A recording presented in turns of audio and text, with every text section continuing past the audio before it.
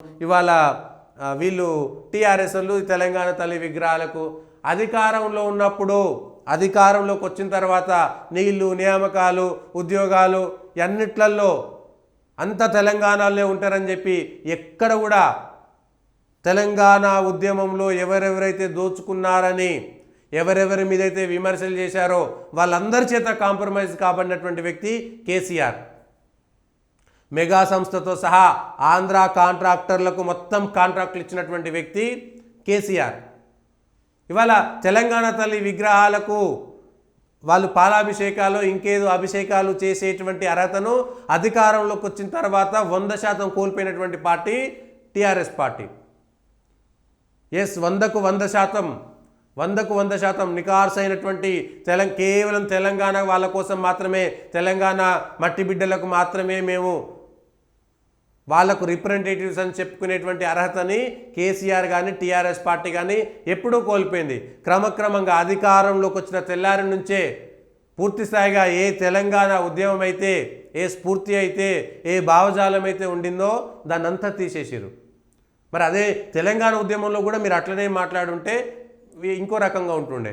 మిగిలిన వాళ్ళు మాట్లాడారు, మేము పరిపాలనా పరంగా తెలంగాణ ప్రత్యేక రాష్ట్రం కావాలి, అట్లానే ఆంధ్రోళ్ళ మీదనో మిగిలిన మీదనో మేము దేశం ప్రకటించడం లేదు, దేశమంతా ఒకటే, కానీ పరిపాలనా సౌలభ్యం కొరకు ప్రజల సెంటిమెంట్ కోసము మిగిలినటువంటి చరిత్ర దృష్టితో తెలంగాణ ప్రత్యేక రాష్ట్రం కావాలని కోరుకున్నారు.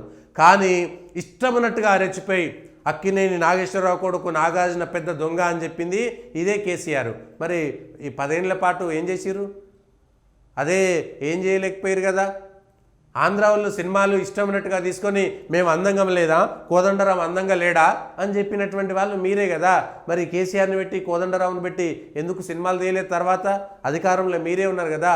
మీరు తలుచుకుంటే తెలంగాణ సినిమాలు ఒక 100 సినిమాలు ప్రోత్సహించేవాళ్ళు. వాళ్ళు కూడా అవసరమైతే హైదరాబాద్లో ఉన్నటువంటి వాళ్ళంతా కూడా తెలంగాణ సంస్కృతి సాంప్రదాయాలను ప్రతిబింబించే విధంగా సినిమాలు వచ్చేటివి.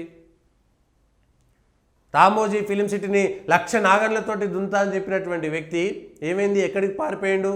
ఆఖరికి ప్రశ్న అడిగినటువంటి జర్నలిస్ట్ను బెదిరించిండు ప్రెస్ మీట్లు వరంగల్లో. నీకేం తెలుసా, నువ్వు విన్నవా, నువ్వు చూసినవా, పెద్ద తెలికల్లు అనుకుంటున్నారని జర్నలిస్ట్ను ప్రెస్ మీట్లో తిట్టిండు వరంగల్లో. ఇదే కేసీఆర్. ఇవాళ తెలంగాణ సెంటిమెంట్ను వాళ్ళు రైజ్ చేసుకుంటున్నారు, రాజీవ్ గాంధీ సెంటిమెంట్ను వీళ్ళు రైజ్ చేసుకుంటున్నారు.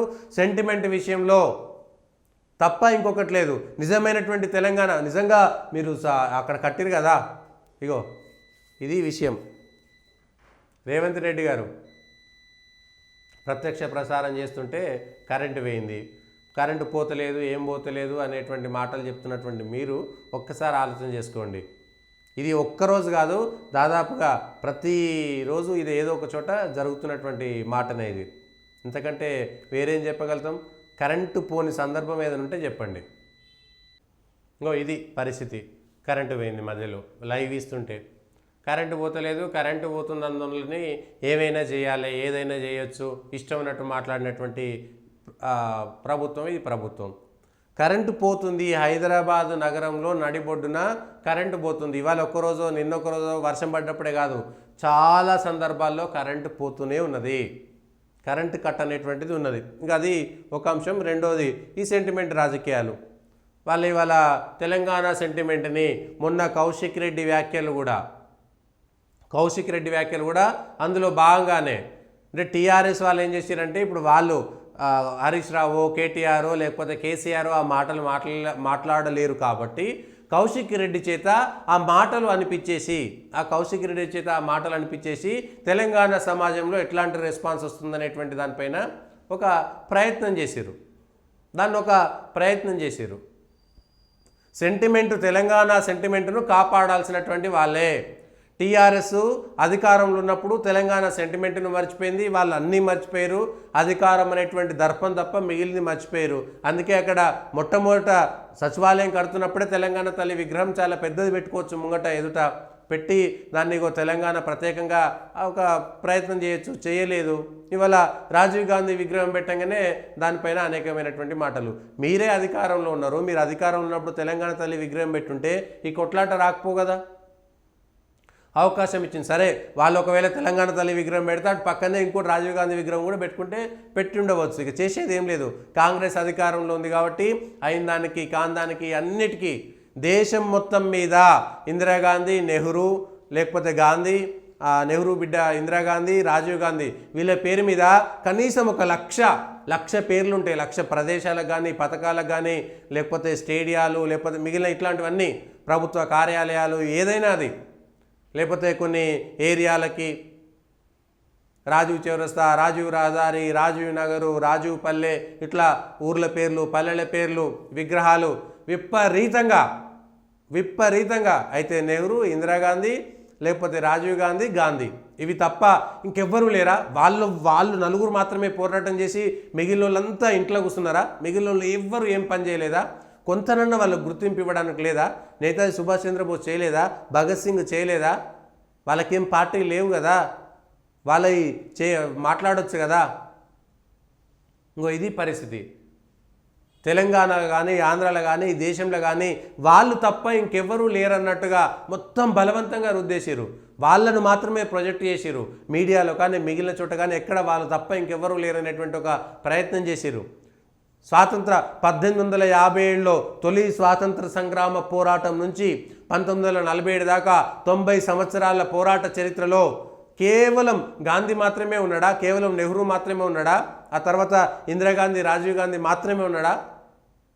పివి నరసింహారావు కూడా మీ మనిషే కదా, కాంగ్రెస్ మనిషే కదా, పెట్టొచ్చు కదా. లేకపోతే చరణ్ సింగో, లేకపోతే విపి సింగో వాళ్ళవి కూడా పెట్టొచ్చు కదా, వాళ్ళ విగ్రహాలు కూడా పెట్టొచ్చు కదా. తెలంగాణ నుంచి ప్రాతినిధ్యం వహించినటువంటి పివి నరసింహారావును అవమానించినట్టు కాదా ఇది? రాజీవ్ గాంధీ విగ్రహం ఆ పక్కన ఉన్నప్పుడు పెట్టినము. పివి నరసింహారావు ప్రధానమంత్రి అయింది మొదలు ఇప్పటిదాకా ఆయనను అసలు ఎంత అణిచివేయాలనో, ఆయన చరిత్రను ఎంత చేయాలనో, ఎంత అవమానించాలనో అంత అవమానించింది కాంగ్రెస్ పార్టీ.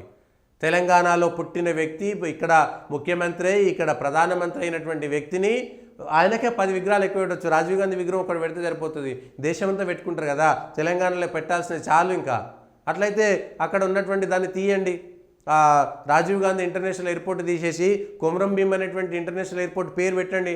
అంతర్జాతీయ విమానాశ్రయానికి రాజీవ్ గాంధీ పేరు ఎందుకు పెట్టాలి అంటే, ఇగో ఈ ముఖ్యమంత్రులు అప్పుడు రాజశేఖర రెడ్డి కూడా అంతే, నేను బలవంతునని చెప్పుకొని నేను పాదయాత్ర చేసిన, నేనే పెద్దోన్ని అనేటువంటి మాట చెప్పుకునేటువంటి ప్రయత్నం చేసి మళ్ళా అక్కడ సోనియా గాంధీ మెప్పు పొందడం కోసం కాంగ్రెస్ పార్టీలో మేము కాంగ్రెస్ పార్టీ కంటే ఎక్కువ కాదని చెప్పడం కోసం మళ్ళా రాజీవ్ గాంధీ పేరు పెట్టి, ఇందిరాగాంధీ పేరు పెట్టి వాళ్ళని మళ్ళీ మెప్పు పొందేటువంటి ప్రయత్నం. ఇవాళ రేవంత్ రెడ్డి కూడా అదే పని చేసిండు. సేమ్ అంతే, అందులో వేరే లేనే లేదు. అయితే ఇది తెలంగాణ ప్రజలను అవమానించడమేనేటువంటిది క్లియర్గా చెప్తూ, రెండవది టీఆర్ఎస్ వాళ్ళు ఈ సెంటిమెంటు కోల్పోయారు, వాళ్ళ అవకాశాన్ని కోల్పోయారు. మీ చేతిలో బంగారం లాంటి అవకాశం ఉన్నప్పుడు మీరు చేయకుండా ఈరోజు అప్పుడేమో మీనమేషాలు లెక్క పెట్టినటువంటి మీరు ఇంత దారుణంగా వ్యవహరించారు. అంతకంటే ఏముంటుంది?